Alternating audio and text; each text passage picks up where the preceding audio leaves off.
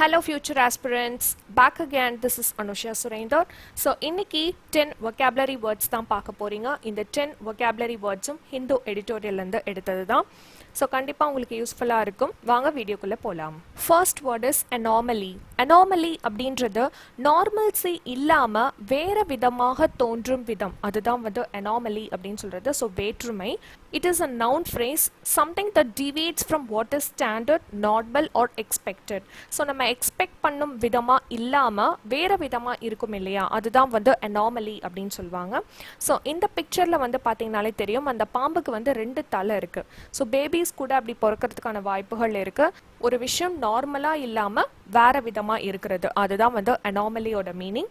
Example, there are a number of anomalies in the present system. So இந்த sentence வந்து நிறைய விதத்தை குறிக்குது. ஸோ இப்போ நம்மளோட கவர்மெண்ட்டையே எடுத்துக்கலாம். ஸோ அப்படி எடுக்கும்போது கவர்மெண்ட் வந்து நார்மல்ஸி அல்லாத நிறைய விஷயங்கள் வந்து பண்ணுறாங்க இல்லையா. ஸோ நார்மல் கவர்மெண்ட் ரூல்ஸ் தாண்டி நிறைய விஷயங்கள் பண்ணுறாங்க இல்லையா. ஸோ அதை கூட நம்ம அனாமலி அப்படின்ற வேர்டோட மென்ஷன் பண்ண முடியும். deviates from standard, normal or expected, அதான் வந்து அனாமலி.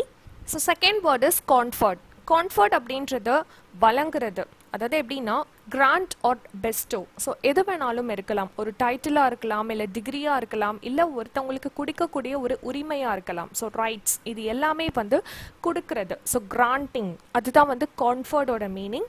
அளிக்கப்பட்ட அப்படின்னு சொல்லுவோம் இல்லையா, அதுதான் வந்து meaning. So it is a verb phrase. Example sentence, the faculties of medicine conferred the degree of doctor of medicine.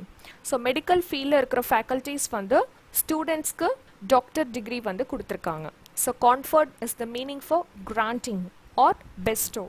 So third word is abeyance. abeyance அப்படின்றது தற்காலிகமாக நிறுத்தி வைத்தல். ஸோ டெம்பரரியாக வந்து சஸ்பெண்ட் பண்ணுறது, அதுதான் வந்து அபயன்ஸோட மீனிங். And it is a noun phrase, a state of temporary disuse or suspension. So எக்ஸாம்பிளுக்கு வந்து பார்த்தீங்கன்னா, இப்போ காலேஜில் இல்லை ஒரு ப்ரொஃபஷ்னலாக இருக்கக்கூடிய இடத்துல வந்து ஏதாவது ஒரு சின்ன மிஸ்டேக் பண்ணிட்டோம் அப்படின்னா வார்னிங் கொடுப்பாங்க. அதை தாண்டி போயிருக்கு அப்படின்னா கண்டிப்பாக சஸ்பெண்ட் பண்ணுவாங்க. ஸோ அ டெம்பரரி சஸ்பென்ஷன், அதுதான் வந்து அபயன்ஸோட மீனிங். Example, matters were held in abeyance pending further enquiries.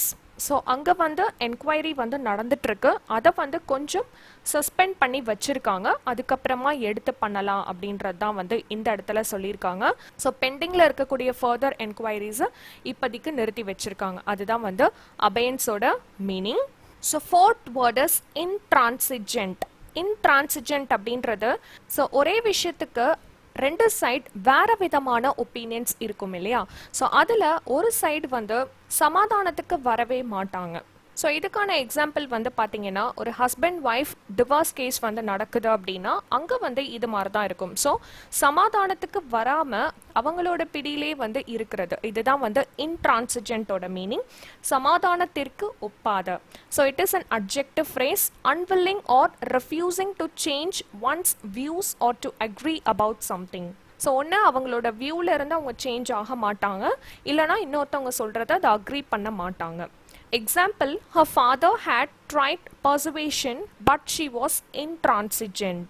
So இங்கே பர்சுவேஷன் அப்படின்றது ஒரு அப்பா அவங்க பொண்ணுக்கிட்ட எவ்வளவோ அறிவுரை சொல்லியும் வந்து அந்த பொண்ணு வந்து அதை ஏற்க மறுக்கிறாங்க. So she was intransigent. So அவங்க சமாதானத்துக்கு வந்து வர விரும்பலை. ஸோ அவங்களோட பிடியில தான் அவங்க இருக்காங்க.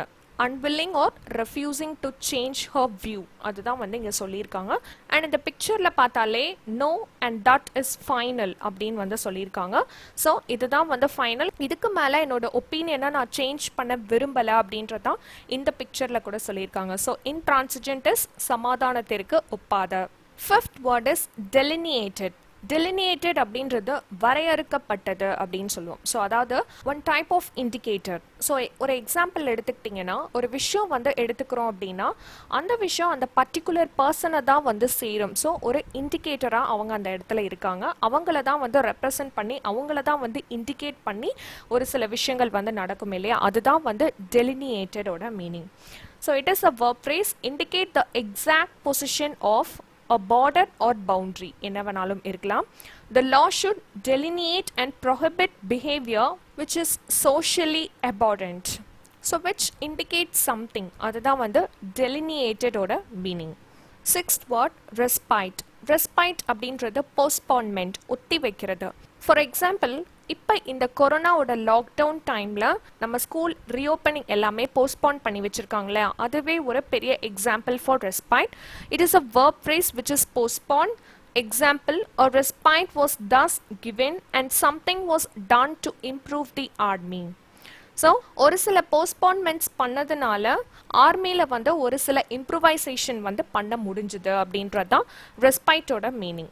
Seventh word is flagrant. Flagrant அப்படின்றது ரொம்ப அப்பட்டமான, அதாவது ஒரு ரூல் இருக்குது இல்லை ஒரு லா இருக்குன்னா அதை பிரேக் பண்ணுறது, அதை பிரேக் பண்ணி அதை மீறி செய்கிறது, அதுதான் வந்து ஃப்ளாக்ரண்ட்டோட மீனிங். So it is an adjective phrase of something considered wrong or immoral, conspicuously or obviously offensive.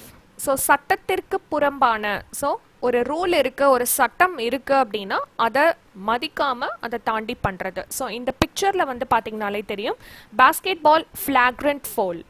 So இந்த பாஸ்கெட் பால் கேம்ல அந்த ரூலை மீறி ஒரு ஃபவுல் பண்றாங்க அப்படின்றத வந்து ஃபிளாக்ரண்டோட மென்ஷன் பண்ணியிருக்காங்க.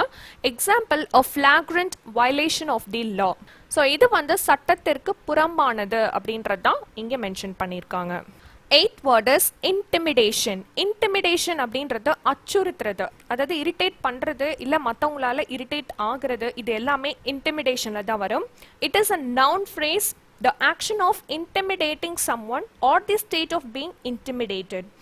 ஸோ மற்றவங்கள இரிட்டேட் பண்ணுறது இல்லைனா மற்றவங்களால நம்ம இரிட்டேட் ஆகிறது, அதுதான் வந்து இன்டிமிடேஷன். ஸோ மொத்தத்தில் இன்டிமிடேஷன் அப்படின்றது irritating. Example, Jennifer Radisson continued to intimidate. So Jennifer அப்படின்றவங்க வந்து தொடர்ந்து ஒருத்தவங்கள இரிட்டேட் பண்ணிகிட்டே இருக்காங்க. ஸோ அதுதான் வந்து இங்கே உள்ள மீனிங். அண்ட் இந்த பிக்சரில் பார்த்தீங்கனாலே தெரியும், ஒரு கேர்ளால் 2 பாய்ஸ் வந்து எவ்வளோ தூரம் இரிட்டேட் ஆகிட்டு இருக்காங்க அப்படின்றது தான் இந்த பிக்சரில் சொல்லியிருக்காங்க. Ninth word is truce.